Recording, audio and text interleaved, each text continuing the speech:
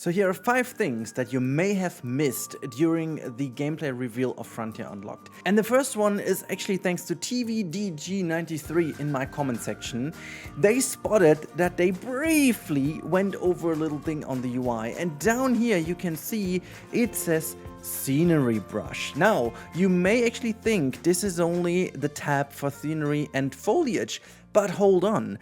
Actually, in the menu while building, we have seen that there is a dedicated tab for scenery. So this may actually be a brush tool, as it says, to paint down different elements. And if we look to the left and right and everywhere, where you can see these areas dotted actually with rocks and so on, this actually looks like as if they have integrated a scenery brush, which is absolutely bonkers. And actually, quickly to prove my point, this is a screenshot of the editing mode while they are actually in the editing, and you can definitely tell that in the scenery tab itself, on the left hand side, the second icon on the top row is actually foliage pieces. So you have them just as in Prehistoric Kingdom as an individual piece that you can place down and scale yourself, or you're going to use the brush. And also thinking about the fact that there is scaling in the game, this may well mean that there is also scaling and rotating involved in the brush, so it's very likely that we do have a scenery brush, isn't it?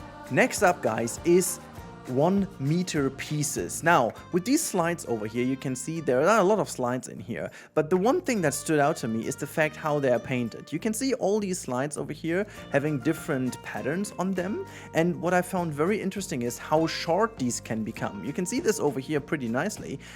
There are just very tiny steps from like 1 meter. Over here, this seems to be like 2 meters, and over here on the right hand side, you can see this even better. This looks to me like a very good situation where you can see a 4 meter, a 2 meter, and 2 1 meter pieces, and maybe like a 6 meter piece, which is giving me hope for the coaster types that there will be a chance we are going to see the 1 meter option being a default. You know, people have been using mods in the past to achieve this. Usually the lowest you can get is like 4 meter.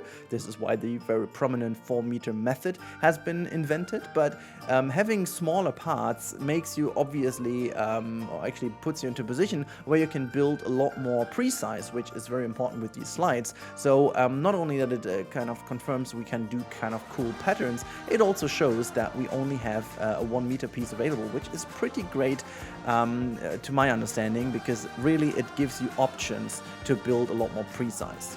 The next one, and this is thanks to Wix in Bronation actually, he pointed out that we have an idea how many pieces at least are already in this version of the game, and you can see over here to the top left, you can see create all, and it's 1,855 items, and these items are only the off-grid items, because they mentioned this during the stream, because you can only attach off-grid items to your coaster. This is the coaster editor, by the way, in case you didn't know, and they just said basically that you're only able to get these off-grid items. For those of you who don't know, Planet Coaster comes with a system where there are grid items. They can basically only rotate over 90 degrees on a gridded area to get your basic shapes in, and then there are a lot of items that have no grid connection. You can basically place them freely in the 360 environment, and we already know now that there are 1,855 items already in the game as of the Gamescom version, which is the one we are looking at. So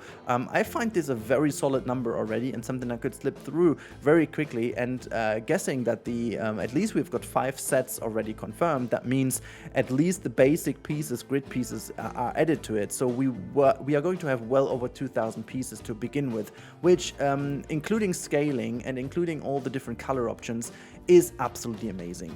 Number 4 is something you actually potentially could have seen, but I at least didn't catch it in first glance. When they went over the pathing tools for the textures, I briefly just thought, okay, there are some textures, but you can actually some of the textures individually color. That means you can take those different tiles and give each tile a different color, which I feel like is really cool, because this way you are going to take the existing textures and multiply them by a factor X, that you can have the same basic texture, but then with the different way of coloring, you can make this usable in different themes you are doing.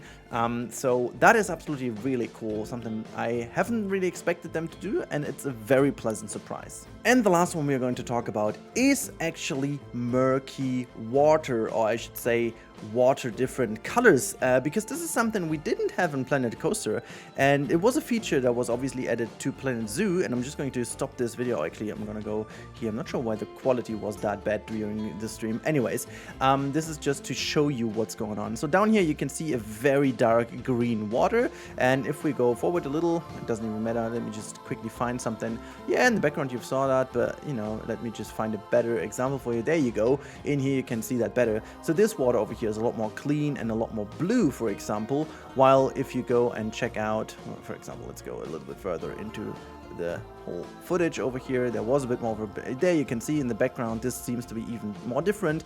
But just to prove the point, you've seen the water. Also this water here in the back where they did all these coasters is looking different, and obviously the pools have a different color anyways. So it's not a big deal, but I feel like it's a nice touch, because in theme parks you usually don't always have super clean water. You know, if there's like a little pond or something like that, this sometimes is kind of murky and you wouldn't have it super like filtrated anyways, while on coasters also you may have it. And in Planet Coaster we did use a lot of these billboards to achieve different effects, like for Caribbean water, for a Caribbean pirate ride, and then you've got more murky normal water if you go, for example, the Efteling, when you have like in front of the Flying Dutchman. For example, you have like a very dark, dirty water or something. So that's like a nice touch, and obviously that was expected because filtration for water has been confirmed also. And I guess this is why we can take this as confirmed. But it's very nice to see that also in the footage that it has happened. So these were these 5 things, and I really do hope that at least 1 or 2 were in here that you didn't catch during the first glance at it. There's going to be more. I'm going to speak specifically over the coasters as well. So there are a couple of things I found during looking at the coasters. So if you're interested for that, make sure to keep an eye on the channel. I'm gonna speak about this in a dedicated way, because people complained that the last videos were too long, so I'm gonna separate them now. Here you go. But anyways, these were the 5 things, and I really do hope you found something interesting, and I talk to you in the next one.